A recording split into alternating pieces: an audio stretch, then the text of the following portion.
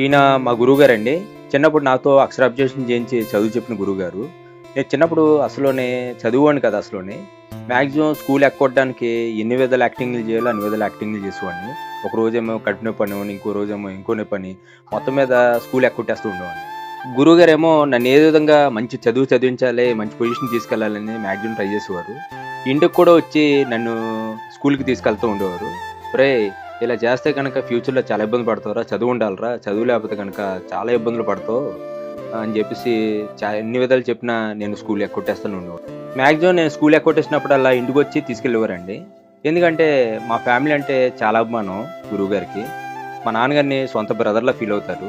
మా గురువుగారి దయ వల్లే నేను నైన్త్ వరకు ఎలగబెట్టాను. లేకపోతే గనక ఆ చదువు కూడా ఉండేది కాదేమో. ఆయన చెప్పబట్టే నైన్త్ వరకు ఎలగబెట్టాను. అయితే తర్వాత చాలా పనులు చేశాను. ఆఫీస్ బాయ్‌గా చేశాను. చాలా చాలా పనులు చేశాను. ఎందుకంటే చదువు లేకపోవడం వల్ల. తర్వాత అదృష్టం బావుండి ఫోటోగ్రఫీలోకొచ్చాను. ఫోటోగ్రఫీలోకొచ్చిన తర్వాత చిరంజీవి గారికి, పవన్ కళ్యాణ్ గారికి అలా పెద్ద పెద్దోళ్ళకి వర్క్ చేశాను. మళ్ళీ వెడ్డింగ్ ఫోటోగ్రఫీలో టాప్ మోస్ట్ 15,00,000, 20,00,000 వెడ్డింగ్‌లు చేశా. చాలా పెద్ద పెద్ద వెడ్డింగ్‌లు చేశాను. 100 మందికి వర్క్ ఇచ్చేవాడినండి. వెడ్డింగ్‌లో చాలా పెద్ద వెడ్డింగ్‌లు చేసి లాస్ట్‌కి ₹1,00,00,000 వరకు లాస్ అయిపోయానండి. లాస్ అయిపోయిన తర్వాత జీరోకొచ్చేసా. ఆల్మోస్ట్ ఆల్ అర్థం కాని పరిస్థితికొచ్చేస్తే గురువుగారి దగ్గరికెళ్ళానండి ఒకరోజు. ఎళ్తే ఎలా ఉన్నారు అంటే, "గురువుగారు ఇలా ఉంది పరిస్థితి" ఎలా అంటే, అప్పుడు జాతకం చూసి, "ఒరేయ్! నీకు పేరు సూట్ అవ్వలేదురా. పేరు మార్చుకుంటే అంతా బావుంటదని" చెప్పేసి నాగశ్రీవాస్ కింద నామకరణం చేశారండి. అప్పటినుంచి మళ్ళీ రీ ఎంట్రీ అయ్యానండి ఫోటోగ్రఫీలోని. అంతా మళ్ళీ ఒక కొలుక్కొచ్చింది. మళ్ళీ యూట్యూబ్ ఛానెల్ పెట్టాను. యూట్యూబ్ ఛానెల్ పెట్టినప్పుడు గురువుగారు సజెషన్ తీసుకోకుండా పెట్టేశాను. పెట్టేస్తే గురువుగారు చెప్పారు ఫస్టే, "ఒరేయ్! ఇది రాకెట్‌లా పైకెళ్ళి కింద పడిపోద్దిరా" అని చెప్పన్నారు. అలాగే రాకెట్‌లా పైకెళ్ళి కింద పడిపోయిందండి.